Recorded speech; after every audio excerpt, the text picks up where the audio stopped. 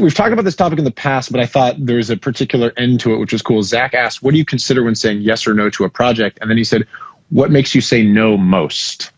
I wondered if you could riff on that at all, because you do a narrower set of things than I do, because I'll finish productions, I'll go write top line, I'll consult at labels. Like, I've done all kinds of different stuff. So it's a wider spectrum for me, but I'm curious if you have thoughts on that or an answer to that.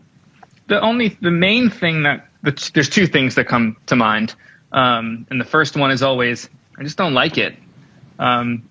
It's not my wheelhouse. It's not my bag. I'm not going to enhance it in any way. So why should I do it? If there's not going to be a mutual benefit at the end and a mutual aligned outcome, I should probably say no. And that's what dictates most of it. I try not to let money be a motivator, but at a certain price point, it is a guaranteed no, just because I don't want to undervalue people in my position, my role, in my profession. Yeah. So I have a certain number that I'd rather just do it for free. So we've talked about this before, it's free or my rate. Free is, I love this so much, and there's just taking $500 from you is not going to help you or me. So I should just do it because I love it. And that happens. But most of the times I say no, it's because I'm not emotionally connected to it, and I don't think I'm going to do a good job.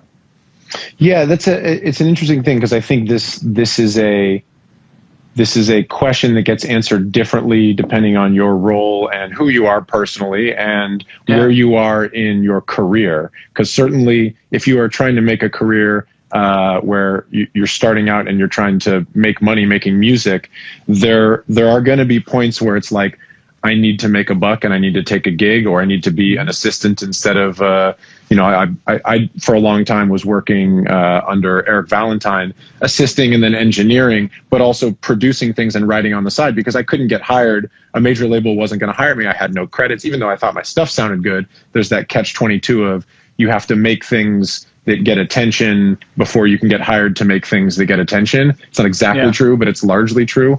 So you just, something's got to break in the right way. But so I was doing things that I was deeply passionate about, while also doing some things in music that made money.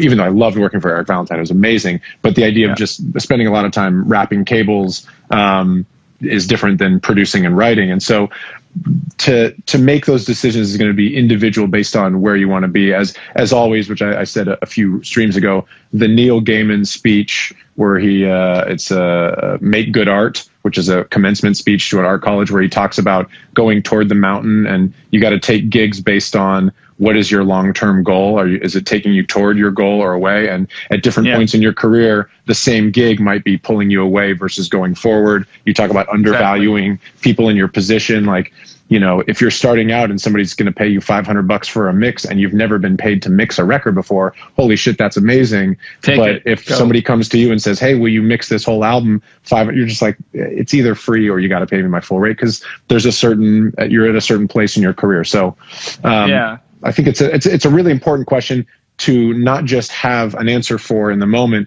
but to constantly reevaluate. As people who you're doing something passionate, you should be reevaluating that.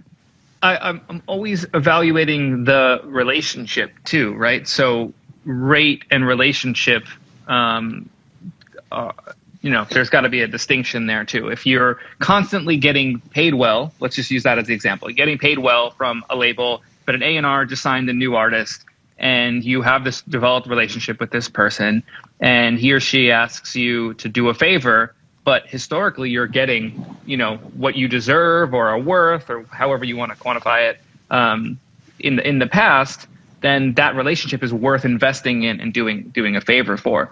Also, on that same line, if they bring you something and you don't, like I said earlier, kind of emotionally and artistically connect with it and feel like you can enhance it, that's the opportunity to say no, because I don't think the project is going to benefit from my involvement. Yeah. So that's kind of the hardest way, but the most simple way to say no. I really don't feel connected to it, therefore I'm not sure what I can bring to it. I won't do a good job on this. Yeah. And or it's too baked.